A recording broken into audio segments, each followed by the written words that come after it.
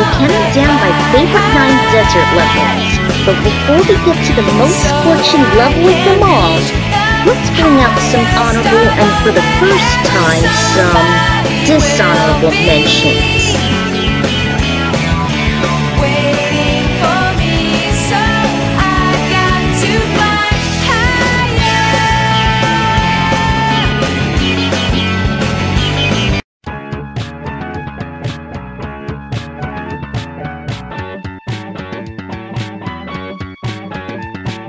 Oh man, summer. The season of sand, high heat and humidity, and dry air. And all year round, it is no different in deserts. Most commonly, those are the climates that consist of these elements, including pyramids, quicksand, scorpions, haboobs, and cacti, and they resemble summer close enough. Be thankful that these video game levels don't have the uncomfortable atmosphere. And while there are also such things as ice deserts, you'll just find those that consist of blistering sand and the like. As for my least favorite season of the year, there's no better time to list them off. So let's get this misery over with.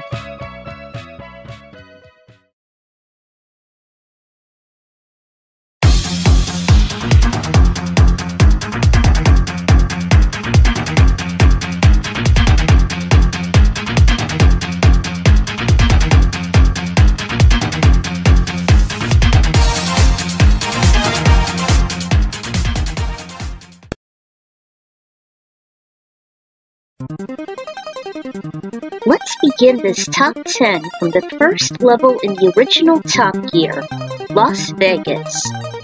It's a pretty basic level, especially since it's within the most easiest country out of all 8. There are quite a few turns, but they don't seem to be as sharp as in later circuits, and it really does have a catchy song to boot. Sure, the First Providence always shares that theme in other countries, but since Las Vegas is the topmost one, unless you use passwords to skip through, I find it to be quite fitting here. There are several other desert levels like those in Brazil, or even the mini-desert of Yokohama, Japan. But still, what a great way to start the Grand Prix off! And there's no obstacles that tend to interfere, and the curves are few and slight. Plus the background is neat with all the calm sand dunes instead of the over-simulating casino environment. Now if only NASCAR would simulate these races for reals.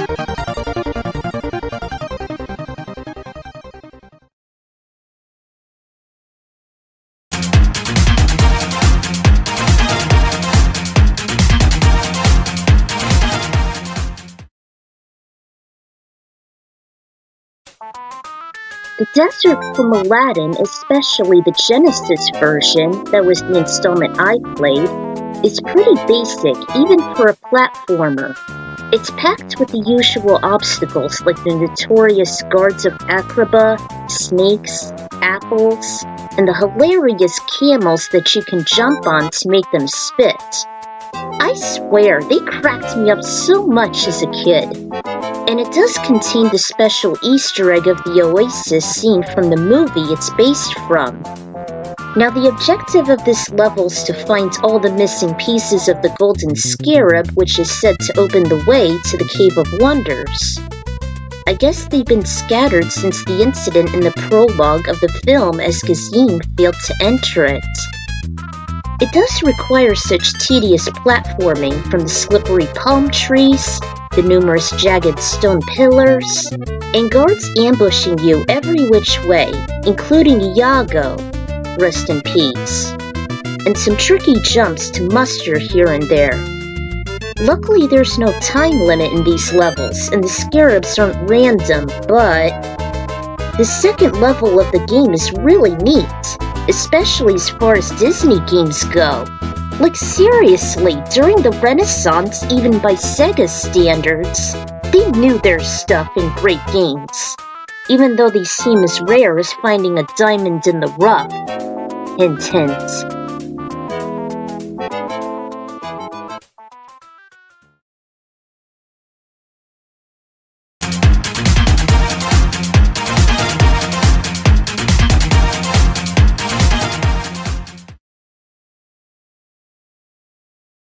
Gobi Desert, one of the most toughest worlds in Banjo-Kazooie. Close to being the last one, so much like another desert level I know. The game goes through a difficulty spike. Firstly, the world is swamped with many quicksands as well as moving sand dunes. Always use Kazooie while traversing, especially your last upgrade. The running shoes and the boots are essential for the latter challenges. From snatching a Jiggy from an undead hand, to entering a pyramid on a very tight time limit, to climbing up steep sand hills. Using Kazooie's Talon Trot seems to be an absolute must most of the way. It's also home to one of the most annoying ungulates in gaming, as pointed out in my forest levels, Gobi the Camel. I don't get how he's so heat sensitive, yet it's his turf, Gobi Desert! Fabricated video game logic. I do like some of the references to Aladdin, like the magic carpets floating around the level, or the music nearly sounding like the desert themes. Wonder if Rare had the inspiration of that while creating this arid place. But there's only one crucial aspect on why it's so low on the list. The tedious pressuring maze in King Sandybutt's tomb! God help you with this wall-mangling maze!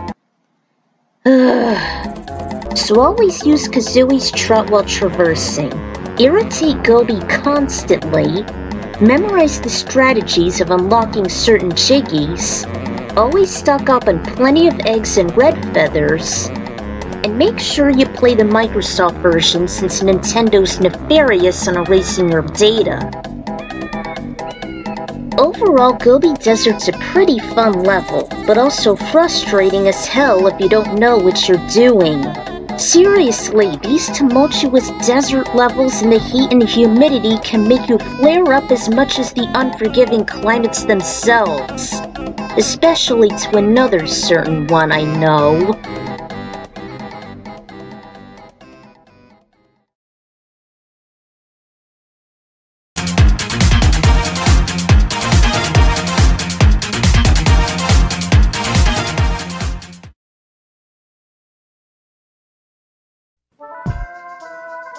There is so much to talk about the desert level in the Lost Vikings, and this is one of those levels that doesn't feature one part on this list. At first, the Vikings come across an arid landscape in ancient Egypt, and you notice the difficulty level is spiked, since enemies now take 3 hits like your team instead of 2 in the last period. Avoid the quicksand as it's an instant kill, and shooting down the coconuts is a very creative feature to help you get across. It's home to some lethal enemies like the usual scorpions, mummies, and sword-wielding Egyptians, but the arid landscape is the tip of the iceberg. Most of the action takes place inside the Great Pyramid, and it is big! It's probably the most massive environment the Vikings encounter, consisting 5 rooms. Each one will test your puzzle-solving and platforming skills to the absolute limit. These rooms are filled to the brims of fatal traps, swarms of annoying enemies, and sometimes confusing layouts making you lost and confused. Every chamber is about strategy along with many trials and errors. It requires so much patience and thought into every tricky chamber. This establishment can make your head spin.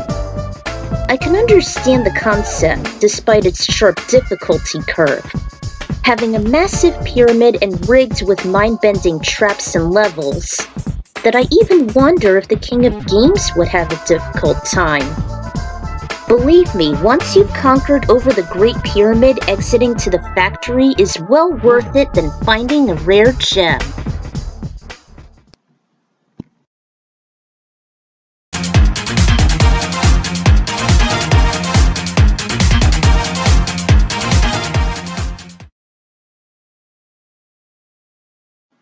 Obviously, there had to be a Mario entry for this list, and it was pretty easy to pick from the entire juggernaut.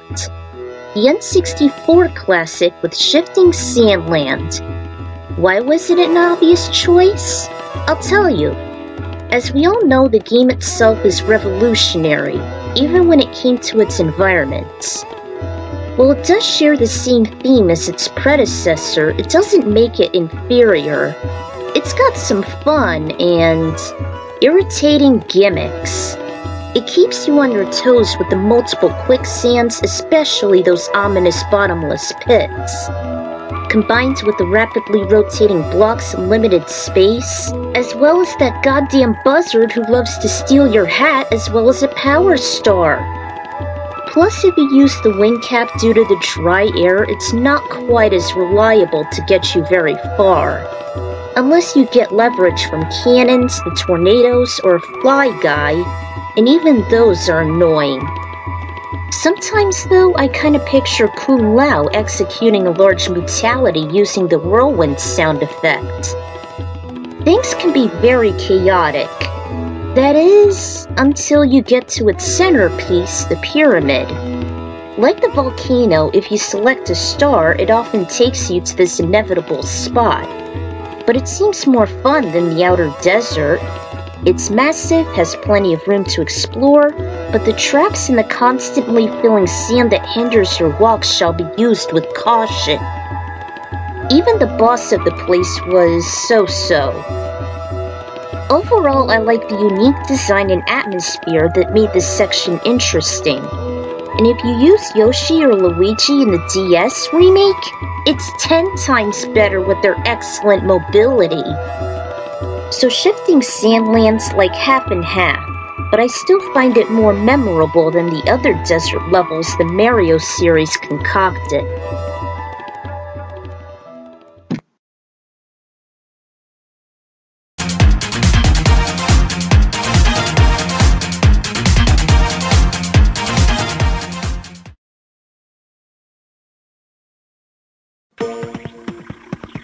The Digital Desert sector within Lyoko has everything you'd expect from an arid climate, both in the games and in real life. Dead vegetation, plateaus, jagged rocks and cliffs, and canyons litter the landscape, making it one of the most tumultuous sections. And it's home of the first tower that Alita must deactivate, and a few powerful monsters dwell there like megatanks, crabs, and tarantulas. It's also home to very high platforms, so watching your footing is indeed a must.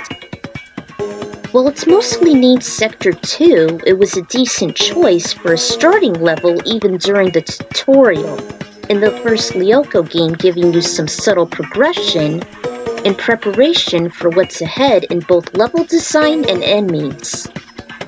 It takes a little skill to get used to the advancing levels later on, but each one plays fairly and gradually gets better.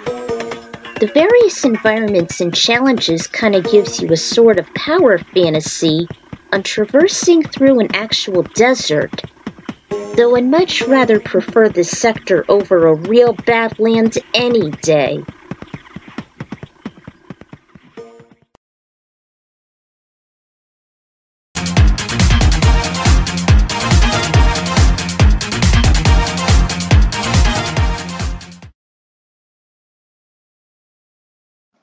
I can never resist putting Gerudo Valley on this list.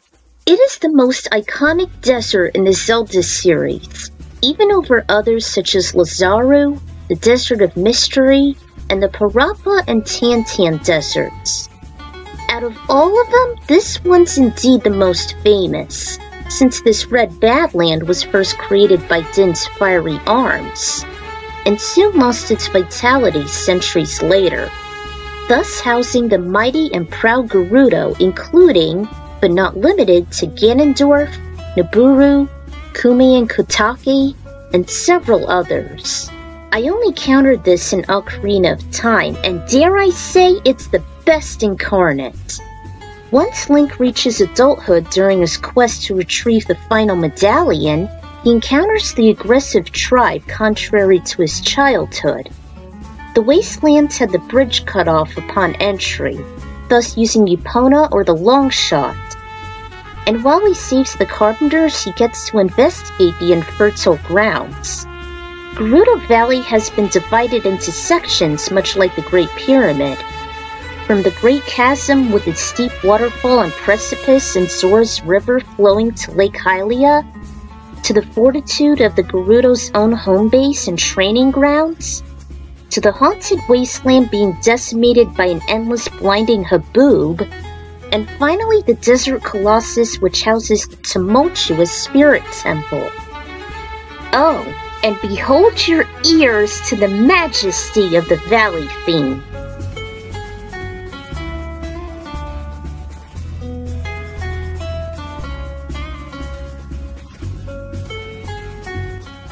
This scorching place was so inspirational that it even became the home for my psychic and electric types in the Pokemon and Zelda crossovers, even the birthplace of the Pokemon Gerudo army, as well as housing an ancient curse of a corrupt succubus. With the infamy of being the breeding ground of the Gerudo, including a few of the most nefarious villains in Zelda history, so too with majestic aesthetics. It definitely makes a special branding on this list.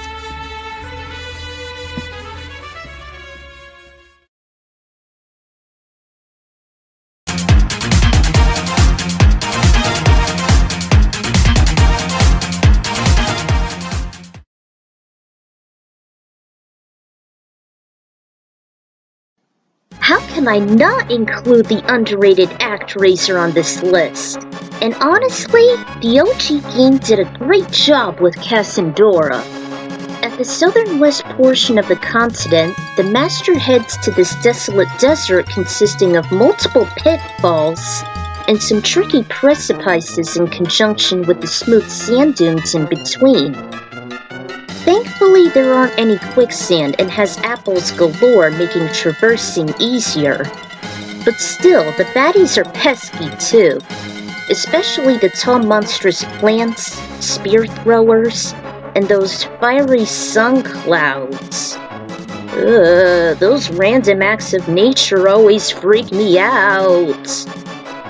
The Dagobah boss can really keep you on your toes, avoiding its spinning rocks, and more specifically, opposing the constant paths that shift downward toward its tentacles and body.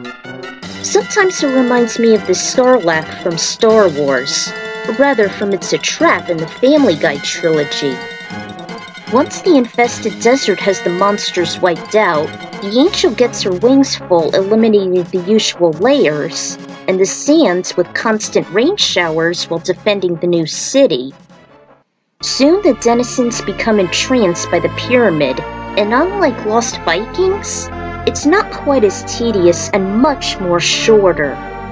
That doesn't make it simpler since the spike traps, falling stone slabs, constant enemies and arrow shooters are prominent. Though, the Pharaoh was just...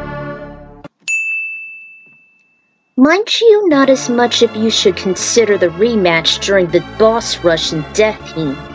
And the cherry on top? The denizens present the master with a very emotional harmonic song which became the main theme of Cassandora. It instantly became one of my favorite tunes in ActRaiser, and it was one of the reasons why it was so special. The people suffer from a bubonic plague shortly after, which is why I recommend to head to the tropical isles southern eastward, rather than to Eidos as chronologically established. Bottom line, it's no wonder Cassandora made it to the top 3. The environments are engaging, it showcases a great song, and it just makes you more compelling to save the world from evil. After all, it's the halfway point, and it's a great half to the underrated 16-bit classic.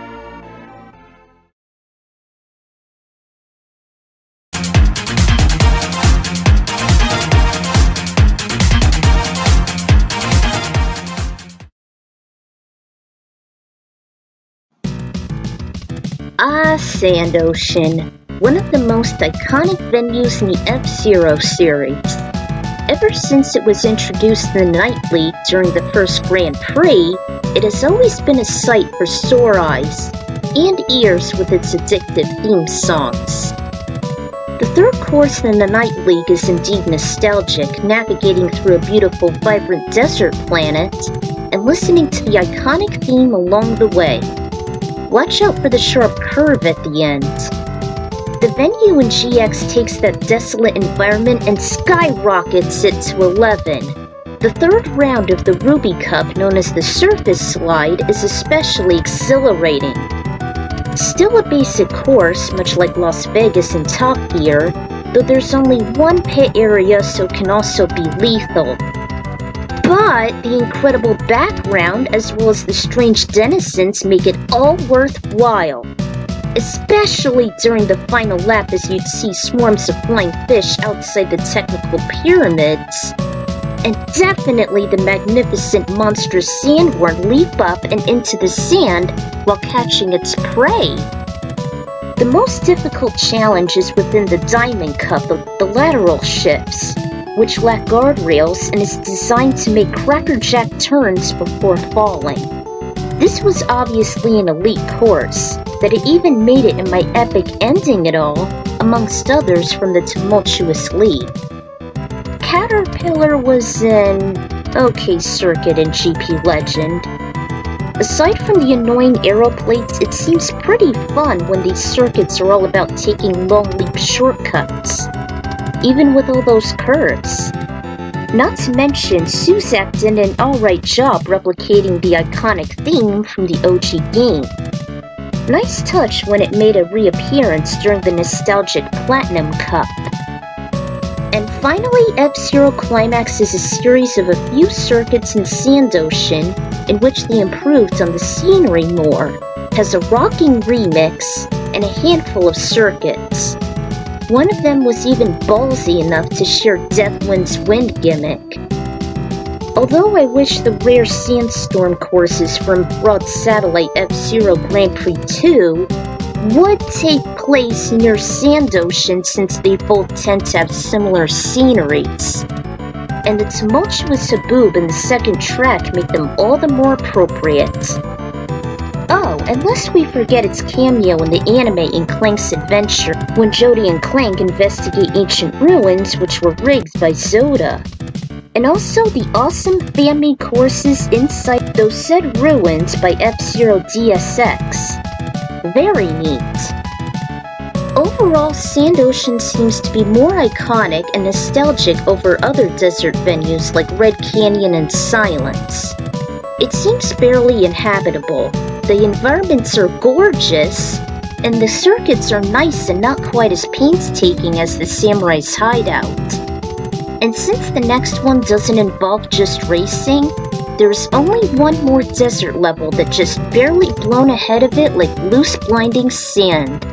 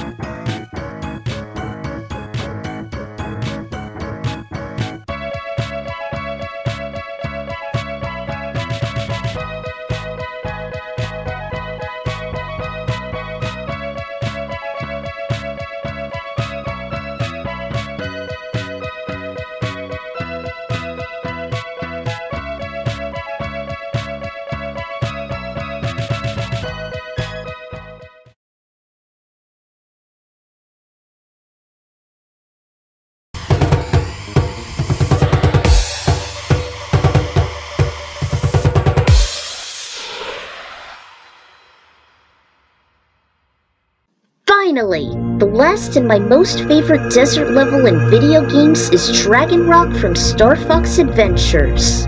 Out of all of them with Sand Ocean as a close second, this was the only one which never failed. As the last floating island that broke off of Saria, as well as housing the final Spellstone to reassemble the world, this was indeed Fox's greatest challenge. Once you practice the tricky Arwing section on collecting all the tumultuous gold rings to open the gateway, you should be good.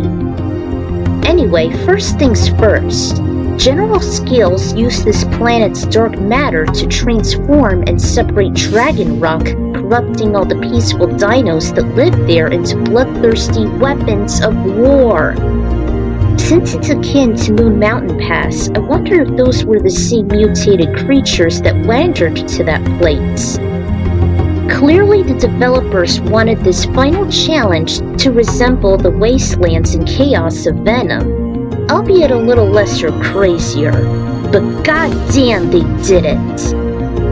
Second, it's proven as the ultimate battleground, like any war-torn barren location packed to the brim with enemies and trying to save prisoners of war. In this case, innocent dinos waiting to be test subjects. It's your job to rescue them out of this hectic terrain, and they require a lot of skill. Dragon Rock resembles close to being like Venom, whether it be the arid climate and the advanced technology including energy shields, mutated dangers, electric fences, volleys of weapons and deadly toys that are foreign to Saria's more organic lifestyle. Most likely that Andross commanded scales to develop such a place. Once you got your ducks in a row, it's an exhilarating level filled with exciting dinosaur rides and shoot-em-ups faithful to other Star Fox games. And hate to be the devil's advocate, but I don't find Dracor to be a bland boss fight.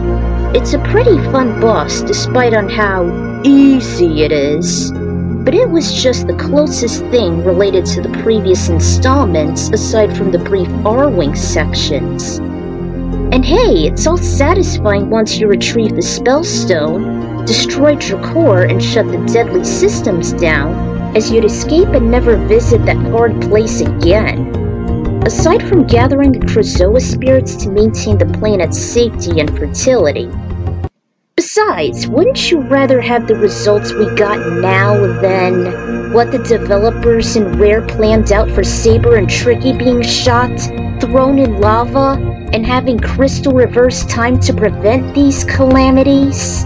Some things are just better not created. I'm looking squarely at you, Netherrealm Mortal Kombat! Dinosaur Rock has been my utmost favorite in terms of aesthetics, challenges fairly done, exciting moments, requiring skill without seemingly boring nor too tumultuous, and belongs to my favorite installment in the Star Fox series. I'm the Ekron Writer, and please take whatever measures ASAP to stay cool and rehydrated in these harsh deserts, especially during the scorching summer months. I'll take these levels over my least favorite season any day.